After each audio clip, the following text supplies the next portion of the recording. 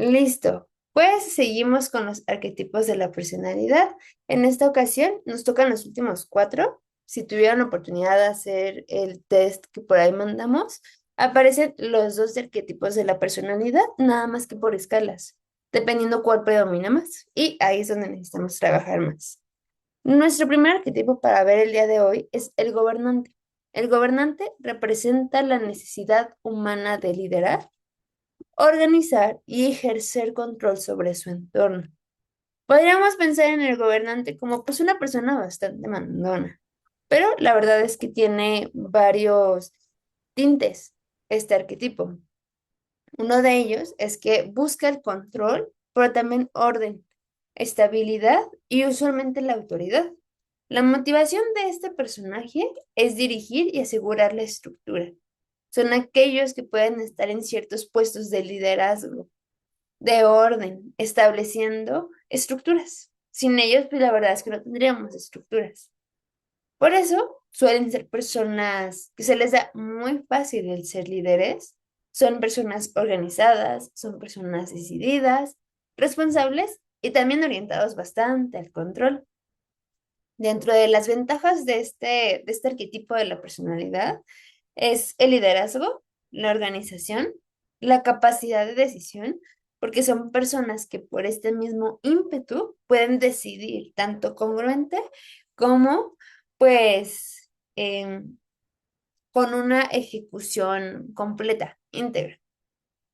Generan estabilidad usualmente en las estructuras y también son personas bastante disciplinadas.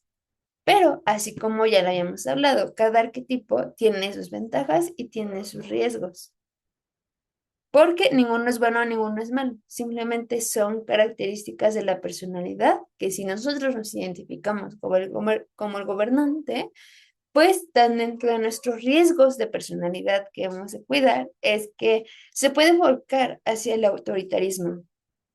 Con este son de mandar y decir y poner, se vuelca hacia el autoritarismo.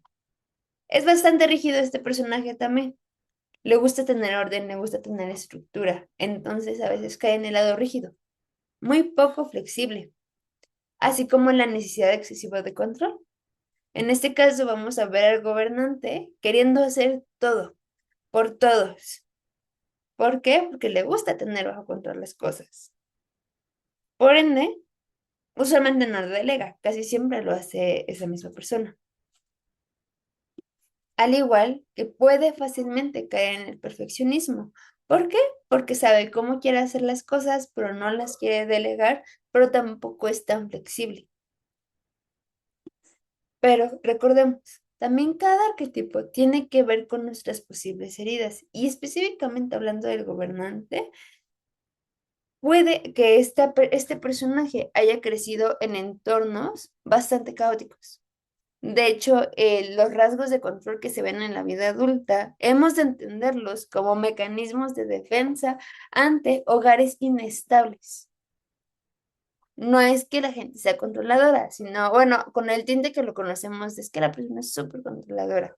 Más bien, esta característica de una persona que quiere controlar es la forma en la que aprendió a sobrevivir en entornos caóticos, disfuncionales y la verdad es que bastante inestables también.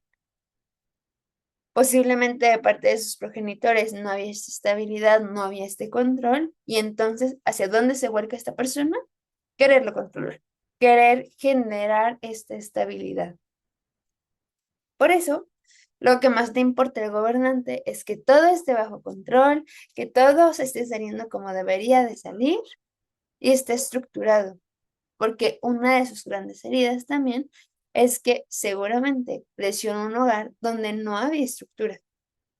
Y sí, los niños necesitan estructura, no solamente por la manera de ser, sino porque los límites, las estructuras que se disponen en los entornos familiares, son lo que permite a un infante poderse desarrollar en un lugar controlado.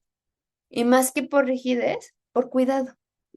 No se podría un infante desarrollar en un entorno no controlado. ¿Por qué? Porque el cerebro del infante, justamente por ser infante, está en desarrollo. y requiere de poder ser sustentado por sus figuras de amor. ¿A qué nos referimos con este sustento? A que sus necesidades, tanto materiales como emocionales, son satisfechas de manera consistente, continua y coherente. Cuando no hay todo esto, básicamente es como una ovejita sin corral. Más que irse por desenfreno, es que no tiene una estructura clara hacia dónde crecer ni cómo crecer. Por eso, después en la vida adulta, son personas bastante controladoras, porque aprendió que si controló, todo va a estar bien. La única forma de sobrevivir es controlando. Es algo con lo que vive bastante el gobernante. Desde el lado de la neurociencia, se activan las redes de planificación y decisiones, porque es una persona que suele planificar, suele tomar bastantes decisiones, al igual que la búsqueda de control para reducir la incertidumbre. En este querido personaje del gobernante, usualmente es un personaje que vive con mucho estrés, mucho. Pero, ¿qué hace este personaje para poderse regular? Su manera para regularse, aunque suena paradójico, es teniendo más control. Mientras más control tenga, más relajado puede estar.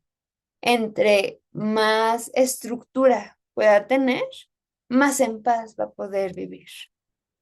Entonces, es la manera en la que alcanza a poderse regular este gobernante a través del control, regulando su entorno. Así se puede mantener de una u otra manera tranquilo. Porque aquí la manera de estabilizar es por control. Si yo me necesito estabilizar, voy a, voy a controlar. Y también si mi entorno me está descontrolando, yo lo controlo y me voy a estabilizar otra vez. Y aquí se nos pone quizás Jacob sea este perfil. Puede que sí, en el lado de el no integrado. De hecho, sí, el personaje de este arquetipo lo pusimos en el integrado y justamente vamos a ver cómo se podría en potencia un gobernante. O sea, este arquetipo, pero de manera funcional. Pero justamente Jacob sería el otro lado, el de una persona que vive por control. Muy bien, muchas gracias por la aportación. Y de hecho aquí ya tenemos gobernante no integrado y el gobernante integrado. Tengamos en mente esto. El gobernante no integrado sí sería Jacob y ahorita les digo quién es el gobernante integrado. El gobernante no integrado controla todo. Suele imponer en su manera de relacionarse. No delega porque cree que puede hacer todo y aquí se aplica la frase de si quieres que algo salga bien hecho, hazlo tú mismo. Es rígido y también busca poder, porque le da la posibilidad de ejercer control, lo cual es la historia de Jacob. Ya lo vimos un poco, haciendo trampa, engañando, controlando, pues era una manera en la que él podía estabilizarse y podía estar de una u otra manera avanzando. Del otro lado tenemos el gobernador integrado, porque quizás ya nos imaginamos al gobernador como capataz. Y bueno, sí, del lado no integrado puede que sí, pero del lado integrado podríamos ver a un líder con equilibrio, una persona que es guía. De hecho, necesitaríamos en nuestra vida gobernantes, y no solo del lado político, sino también en nuestras vidas, porque son los que nos permiten generar estructuras, los que guían, los que enseñan también a través de la confianza, que pueden ser flexibles, digo, les cuesta más, pero pueden ser flexibles y también son los personajes que solamente generan orden.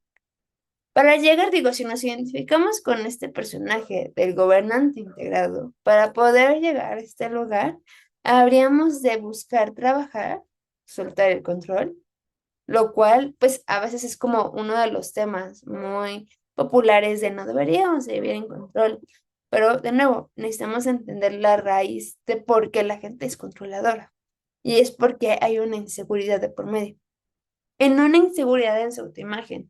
No a ese tipo de inseguridad me refiero, sino a no poder existir en entornos que no sean 100% controlados. También este gobernante necesita desarrollar empatía para no volcarse hacia el lado de imponer, sino más bien que pueda ser un gobernante que lidera, pero tomando en cuenta las necesidades de cada miembro de su equipo, de aquellos que él tiene influencia. También el gobernante, aunque le cueste mucho trabajo, necesita aprender a delegar, a adaptarse y a liderar con propósito. Les digo, de hecho, los grandes cambios en la sociedad que vemos usualmente son por este tipo de arquetipos. Personas que vieron que había necesidad de alguna estructura, de algún orden, y lo crearon. Entonces, sí se necesitan esos personajes, solamente que se necesitan integrados para que sean líderes que puedan servir. Y el ejemplo de eso es José.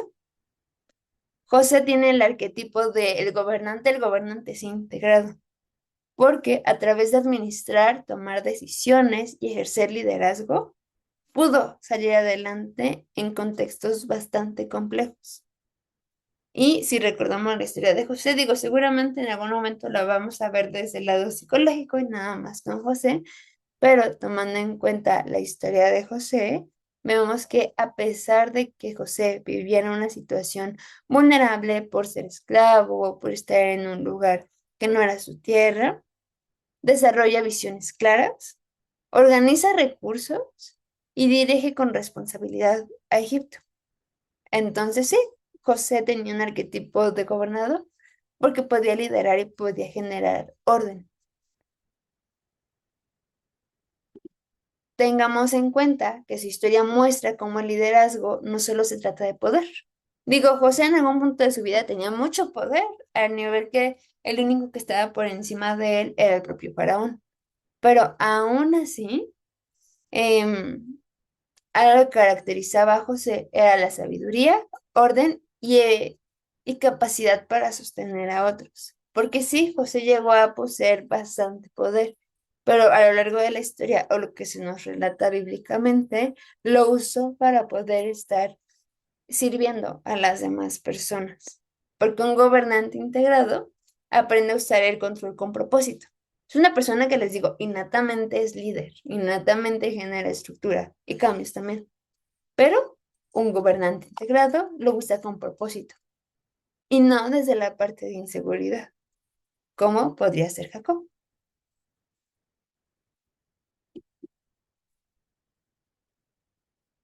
Bueno, esto por el lado del arquetipo de gobernante, tenemos el arquetipo de el sabio. El sabio representa la necesidad humana de conocer la verdad y comprender la realidad. Les digo, todos tenemos un poquito de cada arquetipo. En este caso, este arquetipo busca la verdad, el conocimiento y también la comprensión. Son personas bastante intelectuales. Ya es como en nuestra vida práctica, son personas muy intelectuales las que tienen el arquetipo de sabio. Son personas que les gusta mucho leer, les gusta mucho aprender y también la capacidad de reflexión es muy profunda. Su función o su motivación principal es entender cómo funcionan las cosas. Sus características es que son analíticos, son personas muy analíticas, observadoras, reflexivas, objetivas y con el anhelo constante de aprender. Dentro de las ventajas de este arquetipo está el pensamiento crítico, la toma de decisiones informada. El gobernante toma decisiones por la capacidad de liderazgo. El sabio toma decisiones por la información que tiene. El sabio usualmente posee mucha claridad mental. El sabio también tiene una gran capacidad de enseñanza. Usualmente de este arquetipo salen las personas que se dedican a algún área así, de docencia, de enseñanza, de formación. La introspección y la capacidad de reflexionar es algo que forma parte de este perfil del sabio. Pero dentro de los riesgos de este arquetipo está el sobrepensamiento. Sí, son personas que analizan mucho las cosas y a veces se vuelcan hacia el extremo, hacia sobreanalizarlo, así como pueden vivir en desconexión con ellos mismos, ya que uno de los riesgos del sabio es estar racionalizando todo. ¿Qué quiere decir? Pienso lo que no quiero sentir. Esto forma parte del sabio. Son tan intelectuales que a veces dejan de lado su mundo emocional. Pueden ser también personas que tienen parálisis por análisis. Analizan mucho y en ese análisis a veces les cuesta mucho trabajo llegar a ejecutar, porque analizaron tanto que ya no saben cómo tomar acción sobre eso. Porque tienen mucha teoría y a veces poca práctica. Por eso se caracteriza el sabio. Tiene mucha teoría, tiene mucho intelecto y mucho conocimiento también, pero no necesariamente lo sabe aplicar, porque ante todo el conocimiento a veces se bloquea. Dentro de las posibles heridas del sabio, porque a pesar de que lo vemos y pensamos como en un filósofo o en una persona a la que podríamos admirar, es que el sabio es muy bueno, sí, es un arquetipo que también permite, de hecho, los sabios permiten hacer descubrimiento profundo, los sabios permiten todo lo que tenemos en áreas de conocimiento, de mm, desarrollo personal, de filosofía, de literatura. Este arquetipo permite eso, porque son personas que se enfocan en entender la realidad del ser humano, pero usualmente también pueden ser llevadas por posibles heridas, como el miedo a equivocarse. Algo que le da terror al sabio es equivocarse. Usualmente tiene inseguridad en sus decisiones. Les digo, analiza tanto que a la hora de ejecutar le cuesta bastante trabajo, porque hay inseguridad en poder dar el paso. Y tiene una falta de claridad en el entorno, o más bien puede que haya crecido con falta de claridad en sus entornos. Quizás no era tan inestable como en el caso del gobernante. Les digo, el gobernante usualmente es un perfil que creció en un hogar inestable. En el caso del sabio, hablamos de un hogar no claro, donde a veces sí, a veces no. Entonces, para poder sobrevivir, aprendió, si entiendo todo, estaré seguro. Aquí son las personas que siempre quieren saber todo, quieren aprender todo, porque es un mecanismo de defensa. Si entiendo todo, si aprendo todo, si no tengo dudas, voy a poder estar seguro, voy a poder vivir bien. Y desde ese lugar, entonces el sabio no integrado sí puede ir en contra de lo que implica ser también, porque el sabio se abastece de conocimiento, pero por falta de seguridad. Desde el lado de la neurociencia, hay una alta activación de la corteza prefrontal, lo que corresponde como a la parte de nuestra frente. Nuestro cerebro de ese lado, de la parte de nuestra frente, es una que está muy activa, pero cada parte del cerebro tiene una función. No podríamos solo quedarnos con eso. También tiene su regulación emocional es a través del pensamiento. Veíamos que el gobernante, su regulación, cómo se puede relajar, cómo se puede regular, lo hace a través del control, el gobernante. Pero el sabio, para poderse regular y relajar, lo hace a través del pensamiento. Les digo, son personas que suelen pensar más que sentir. Y al mismo tiempo pueden llegar a un procesamiento profundo. El lado de ventaja es que este pensamiento profundo, pues genera este autoconocimiento, genera esa transformación. La desventaja que a veces suele desconectar, porque la persona piensa y es un gran procesamiento, pero no necesariamente está conectada. ¿Por qué? Porque el cerebro prioriza entender antes de actuar. No importa que no haga nada, no importa que no sienta. Lo fundamental aquí será el entender.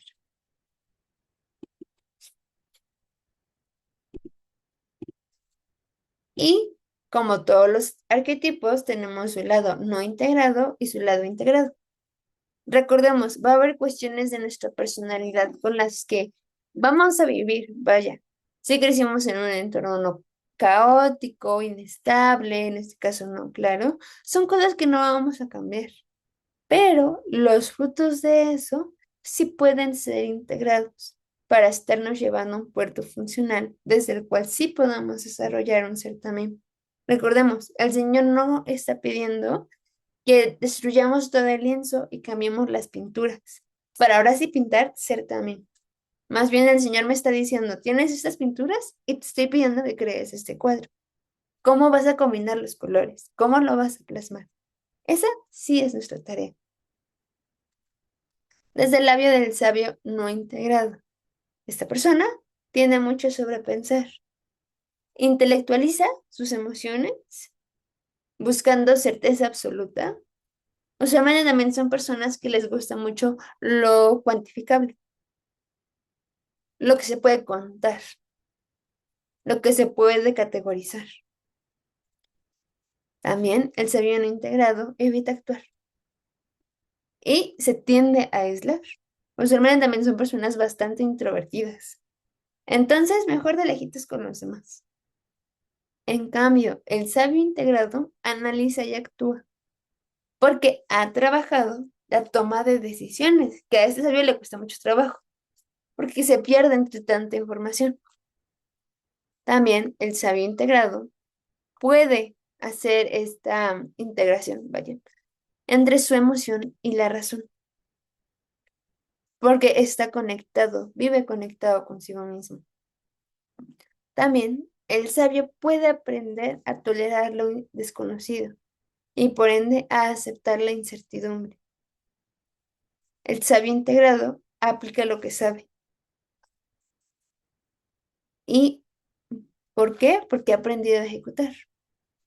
El sabio integrado comparte conocimiento porque puede conectar con otros. Les digo, solamente son personalidades muy introvertidas, pero en potencia el sabio puede conectar con otros, puede enseñar a otros. Por eso nuestro ejemplo del sabio es Daniel. ¿Por qué?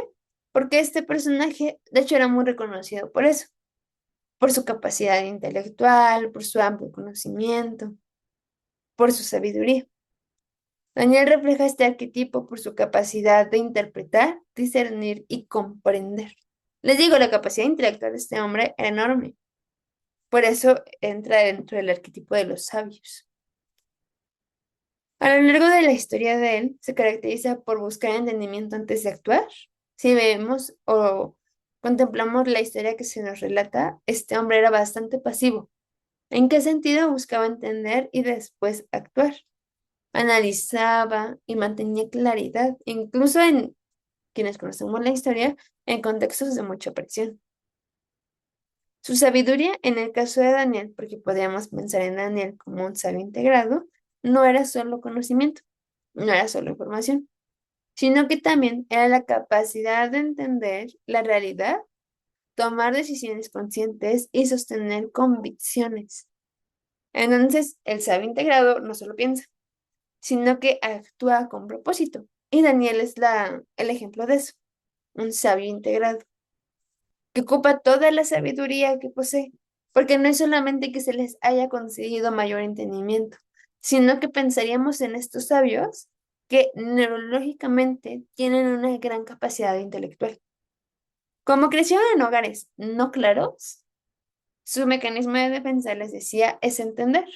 ¿Por qué? Porque el cerebro de un infante lo que quiere es naturalizar. ¿A qué me refiero con esto? El cerebro del infante no posee la capacidad de discernir qué está bien, qué está mal, tanto en el entorno como en sus padres. ¿Qué produce el cerebro entonces en el infante? Empieza a producir que todo lo tiene que ir asimilando, todo lo tiene que ir entendiendo o no entendiendo, pero viendo normal.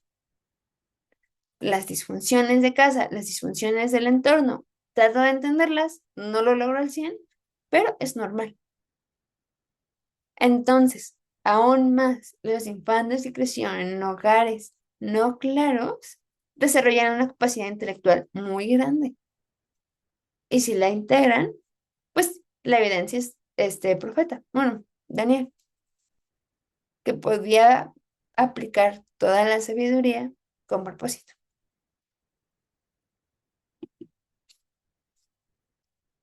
Tenemos nuestro penúltimo arquetipo, es el mago.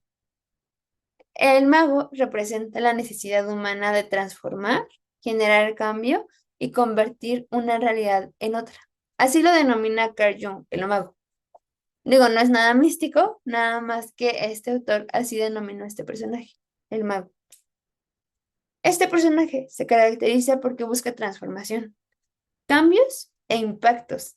En él, de hecho, es un personaje que le encanta transformar la realidad propia y la de los demás. Está en constante evolución porque su motivación principal es transformar la realidad propia y de otros. Dentro de las características de esta persona es que es intuitiva, visionaria, muy perceptiva, puede influir en otros y ve posibilidades donde otros no. Así como ve posibilidades para el lado, vaya, positivo, también ve que cosas necesitan ser cambiadas porque ya no funcionan. El mago es aquel intuitivo que ve la posibilidad de hacer, la posibilidad de quitar, es decir, seguir transformando, seguir generando una realidad, pues esperaríamos que cada vez más funcional. Dentro de sus ventajas es eso, que genera cambios, porque el mago posee esta capacidad tanto de entendimiento como de influencia. Quizás no a nivel del sabio, pero es alguien que puede entender y puede practicar hacia los demás, dirigido hacia generar un cambio. Alta capacidad de influencia. Usualmente también son personas muy carismáticas, ven más allá de lo evidente y facilita procesos de crecimiento. Usualmente en esta área, bueno, en este arquetipo se encuentran las personas que de una u otra manera se dedican, ya sea por profesión o simplemente que es parte de sus rasgos, de sus prioridades de vida, el facilitar procesos de crecimiento. Se dediquen al área que se dediquen. Dentro de los riesgos, porque aunque suena muy bien el mago también tiene sus riesgos. El mago puede caer en la manipulación. Bueno, más bien, puede manipular a los demás. Les digo que son personas muy carismáticas, pero pueden caer en la manipulación. Obvio, los sabios no integrados. Digo, los magos no integrados. Puede creer que lo controla y que lo sabe todo. También el mago no integrado.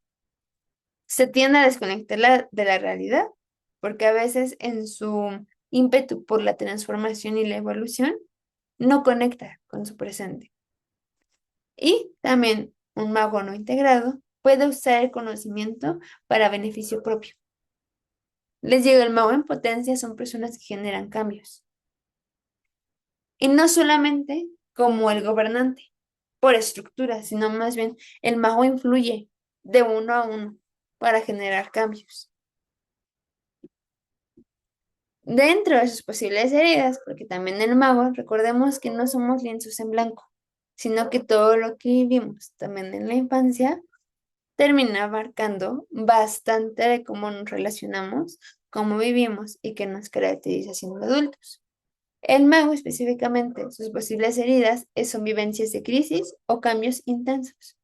Les digo, pareciera ser que son personas muy carismáticas y muy flexibles porque influencian bastante bien, pero en su entorno de infancia, muy probablemente no solo fue un entorno muy caótico, sino también muy intenso y con crisis continuas. Por eso desarrolla una necesidad de adaptación. Se tiene que adaptar a la crisis que se está presentando. Y en esa crisis, este arquetipo lo que hace para poder sobrevivir es buscar sentido. De hecho, si conocen o han leído el libro de El hombre en busca de sentido de Viktor Frank, básicamente él es este arquetipo. Viktor Frank es el mago. ¿Por qué?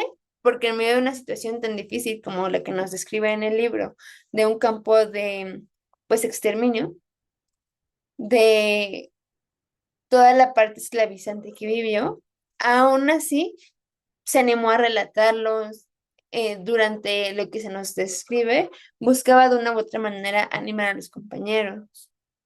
Entonces, aquí, ante una crisis tan grande, lo que le queda a este arquetipo es buscar sentido, que es lo que hace Víctor Frank con su libro.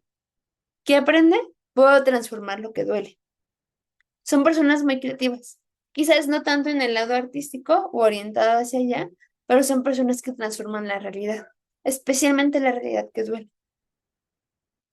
Dentro de la neurociencia, lo que vemos en este arquetipo es que hay una integración entre emoción y cognición. Usualmente el mago sí está conectado. Sí, hay un procesamiento rápido porque les digo que son personas que buscan generar cambios, que buscan la transformación y evolución, pero al mismo tiempo conectan bastante con sus emociones. Hay una alta capacidad de reinterpretación. Son personas que pueden estar aprendiendo todo el tiempo, no como el sabio de acumular conocimiento, sino que pueden estar aprendiendo todo el tiempo cosas diferentes sobre el mismo tema, porque tienen una capacidad de reinterpretación, de estar buscando una y otra vez distintas fuentes. Y también el procesamiento simbólico. Son personas que pueden tener este procesamiento mental por medio de cosas simbólicas. En este caso de este arquetipo, ¿cuál es la prioridad del cerebro? Reinterpretar para poder transformar. Esa es la manera en la que vive el mago, reinterpretando, dándole significado.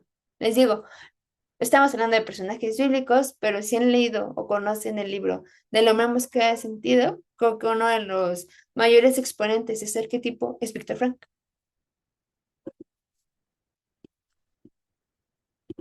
Y claro, como en los otros arquetipos, existe el mago, bueno, la parte integrada y la parte no integrada.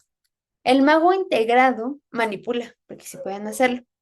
Les digo que a veces no es que lo hagan adrede, pero realmente la estructura neurológica, tanto el carisma, la adaptación, les permite hacer esto. Busca cambiar todo.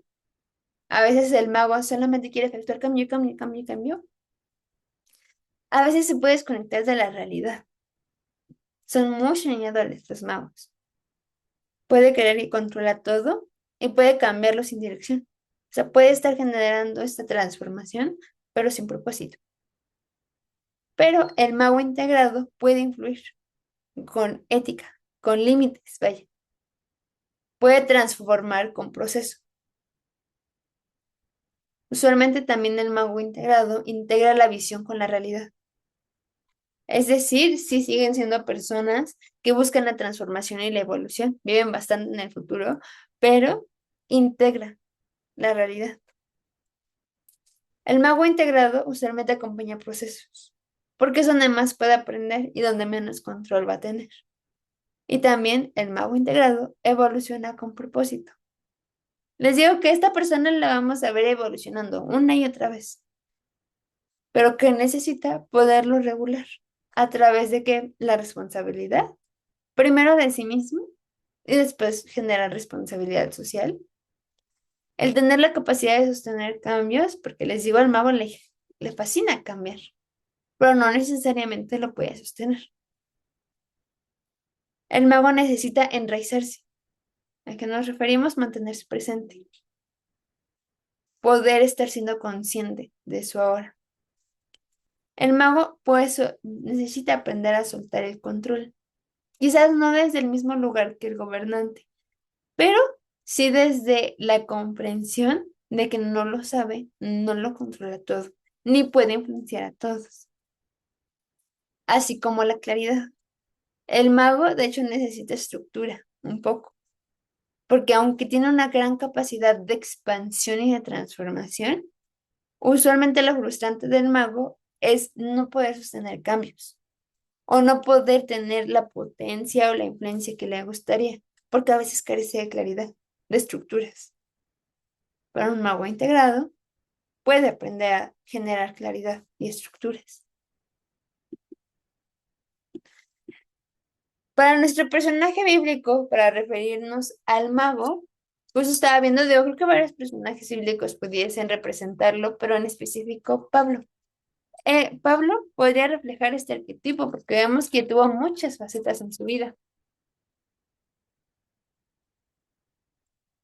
Pasa de perseguir aquello que creía incorrecto, que eran a los cristianos los primeros seguidores de Yeshua, a convertirse en uno de los principales impulsores. Pablo, aunque fue difícil su proceso, tenía la capacidad de estar evolucionando. Y lo vemos a lo largo de todas las cartas, de cómo se refiere al mismo, de la capacidad para influir que tenía, lo que evidencia un cambio profundo en su manera de pensar, interpretar y actuar. Pablo estaba trascendiendo, no solo cuando conoce o se le presenta el mensaje, sino a lo largo de a lo largo de todo su ministerio, a lo largo de todo su estadía en cada comunidad, en cada carta. Vemos este cambio en Pablo. Vemos esta adaptación en el entorno en el que Pablo estuviera, con la comunidad que Pablo estuviera, se adaptaba, influía. Su historia muestra que la transformación no solo es externa, sino una reconfiguración interna de significado. En este caso, no es negar el pasado de Pablo, sino que lo resignifica. Pablo era perseguidor de ellos, pero lo resignificó. Y él mismo lo menciona en sus cartas. Así que Pablo ocupó también todo ese dolor, tanto antes de iniciar su ministerio como después, casi en su muerte. Si leemos sus cartas, ya cuando él sabía que iba a morir, le da propósito, le da sentido a todo el dolor y todo el sufrimiento que él pasó. Por eso, Pablo representa la capacidad de cambiar dirección con propósito, de influir en otros a partir de una transformación auténtica. Ese sí era Pablo. Pablo tenía este arquetipo del mago. Y nuestro último arquetipo. De estos 12, de estas 3 semanas que hemos estado viendo arquetipos, ahora sí llegamos al final. Tenemos el arquetipo del bufón. Así también lo denomina Carl Jung. No verán que yo les pongo nombres. El bufón representa la necesidad humana de disfrutar, vivir el presente y liberar tensión. Usualmente en nuestra vida actual lo podríamos ubicar como la persona chistosa, la persona relajada, porque este personaje busca diversión, disfrute, espontaneidad, usualmente le chocan las estructuras y vivir en el presente. Son personas bastante relajadas, porque su motivación principal es disfrutar la vida. Dentro de sus características es que son personas alegres, espontáneas, muy creativos en lo social. Les digo, son muy carismáticas, chistosas. Relaja usualmente los ambientes porque es una persona muy relajada en general. Y también suele ser una persona que se le da bastante bien el humor. Dentro de sus ventajas, la verdad es que muchas de las ventajas del bufón son sociales. Es que reduce estrés. En el círculo donde donde el bufón esté, va a servir a la gente, les va a traer relajados, va a ser alegre, va a contagiar, eh, pues sí, alegría, va a generar conexión, va a hacer la vida más llevadera y usualmente también se puede adaptar bastante fácil el bufón. Eso desde el lado social, les digo, desde el lado social va a ser una persona muy querida. ¿Quién no quiere, digo, suena, yo sé que extraño, pero quién no quiere un arquetipo del bufón en sus vidas? Creo que todos quisiéramos uno. Ahora nos hacen la vida más ligera y más chistosa también. Pero el bufón, aunque sus mayores ventajas son sociales o son exteriores, sus mayores desventajas o riesgos son interiores. El bufón puede divertir al exterior, pero se puede destruir a sí mismo por dentro. Les digo, ningún arquetipo es mejor o peor. Simplemente tienen sus dos lados. El bufón puede estar en la evasión emocional. De hecho, son personas que usan el humor como mecanismo de defensa. Les cuesta profundizar en sus emociones, les cuesta poder poner límites, les cuesta poder estar conectados con sus propias necesidades y futuro. Por eso, también pueden no tomar nada en serio, evitar las responsabilidades y evitar el desarrollo de autonomía. ¿Por qué? Porque el bufón puede caer en el riesgo de vivir para el exterior y descuidar y destruir totalmente su interior. Entonces, también el bufón tiene posibles heridas. Como que a veces, de hecho, estos personajes, estos arquetipos del bufón, provienen de ambientes muy tensos o rígidos en casa. Les digo, ya veíamos que los ambientes donde crecemos, pues sí, influyen bastante a cómo nos podemos relacionar y buscar sobrevivir en la vida adulta. En el caso del bufón, lo más seguro es que creció en un ambiente muy tenso o rígido. Por eso no sabe expresar sus emociones, pero tampoco se queda callado, porque de hecho algo que le da terror al bufón son los espacios en silencio. los espacios sin estimulación. El bufón necesita estar haciendo algo, el bufón necesita estarse riendo, pero cuando está solo el bufón, bueno, este personaje, cuando está solo, cuando está sin estímulos, cuando está en silencio consigo mismo o con otra persona, le genera dolor, le genera tensión, porque posiblemente así era el ambiente que vivía en casa. También, usualmente el bufón proviene o se acentúa por dolor no procesado y la necesidad de aliviar la carga emocional. ¿Qué aprendió el bufón? Si hago todo ligero, no duele. Si lo hago gracioso, no lo siento. Pero al final sigue lidiando con el dolor. Si se dan cuenta, todos los arquetipos buscan vivir de alguna manera, con propósito y también con los asegúnes de la vida. Buscan vivir con el propósito trascendental y al mismo tiempo buscan sobrevivir en la vida normal o en la realidad. Desde la neurociencia, algo que se activa mucho en el cerebro del bufón es la reducción del estrés. El uso de humor, si se acuerdan, cada arquetipo se regula de alguna manera. La del bufón es que se regula con humor. Así, o sea, riéndose, haciendo chistes, así se va a regular. Y también con la búsqueda de placer inmediato. Algo que caracteriza al bufón es que le gusta tanto vivir el momento que a veces puede buscar el placer momentáneo, que a veces no puede medir consecuencias. ¿Por qué? Yo estoy viviendo el momento, ya después vemos. Y eso, aunque sí lo mantiene en el presente, lo desconecta 100% del futuro, de las consecuencias, de quién puede lastimar, de si se puede lastimar a sí mismo. De él lo desconecta al 100%, porque el cerebro del bufón, al haber crecido en un ambiente tan tenso, ¿cuál es la prioridad? Me quiero sentir bien ahora. No voy a tomar responsabilidad, no me voy a tomar nada en serio, solo me voy a hacer ligero este tiempo a mí y a los demás. No quiero saber de otras cosas. Eso es prioridad en el cerebro del bufón. Pero no todo es malo. También el bufón tiene su lado integrado y su lado no integrado. Desde el no integrado vamos a tener una persona que va de todo. No toma nada en serio, todo es risa, todo es diversión. Usa el humor como forma de defensa. No lo quiero hablar, me está doliendo, pero mejor voy a bromear con esto. Busca el placer inmediato y también huye del dolor. Al bufón le da mucho miedo el dolor.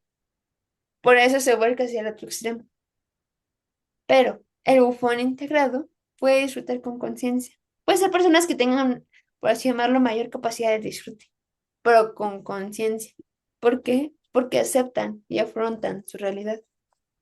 El bufón integrado también puede equilibrar ligereza y responsabilidad, porque es donde va adquiriendo madurez emocional. No se vuelca hacia el lado rígido, pero sí empieza a adquirir esta responsabilidad. En su expresión de emociones, la trabaja, porque aprende que el humor solo lo ocupará como un recurso, no como una defensa, no como una manera de sobrevivir. El bufón puede disfrutar con intención, porque se regula, porque tiene autocontrol, se conoce, se gobierna a sí mismo y se sigue disfrutando, pero con intención. El bufón necesita tolerar la incomodidad del silencio, de la estructura y de la no estimulación, porque así se va a integrar a sí mismo. La verdad es que aquí también estuve pensando mucho en el tema de cuál sería el personaje bíblico que representa a este arquetipo y digo que ya es uno como tal que vamos en la Biblia que digamos, de qué gracioso era, pues quizás no, pero uno que cumple con esta característica de vivir en el aquí y en el ahora, de buscar el placer inmediato, de evadir las cosas, es ni más ni menos Sansón. Sansón podría ser este arquetipo por su tendencia a actuar desde el impulso, el disfrute y la búsqueda de placer inmediato. Hablamos de Sansón como el bufón no integrado, porque a lo largo de su historia se observa cómo prioriza las experiencias en momentos sobre las consecuencias. Él no lo piensa, él se le quiere pasar bien, quiere hacerla pasar bien a los demás y no importa ni siquiera lo que el Señor le ha hablado. Por eso esto evidencia tanto la ligereza como el riesgo del arquetipo. Les digo, se puede disfrutar muchísimo de una persona con este arquetipo, porque son muy graciosas, pero a pesar de que socialmente puedan ser muy aceptados, personalmente se pueden destruir a sí mismos. Su vida muestra cómo el disfrute sin dirección puede llevar a la pérdida de propósito. Por eso, el bufón integrado ha de integrar placer con responsabilidad, porque si no, se convierte en Sansón. Tenía todo, se le haya dado dirección, pero fue más pronto el buscar el impulso y el disfrute momentáneo. Y ese es nuestro último arquetipo. De los 12 que existen, ese fue nuestro último arquetipo. Les digo, todos tenemos un poco de todos. No es que solo tengamos uno, pero los tenemos en menor medida. Usualmente tenemos dos que predominan. Y en esos dos hemos de enfocarnos y hemos de cuidar bastante los riesgos que hoy hablamos hoy y también las demás semanas que estuvimos hablando. Porque estos riesgos sí son lo que nos podría alejar de generar personalidades también. Por ejemplo, yo les comparto, eh, el bufón no es un arquetipo que ni predomina. Solo es creo que el último arquetipo que ni predomina. No porque no lo necesite trabajar, sino porque tengo arquetipos que predominan mucho más. Y que he de velar por los riesgos que esos arquetipos representan. Porque no tener cuidado de los riesgos de cada arquetipo sí nos puede llevar en una dirección opuesta.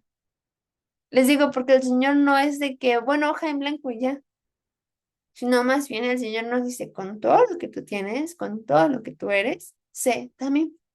Puede haber un bufón también, sí. Puede haber un gobernante también, sí. Puede haber un sabio también, sí. Puede haber un mago también, sí. Pero esa es nuestra tarea.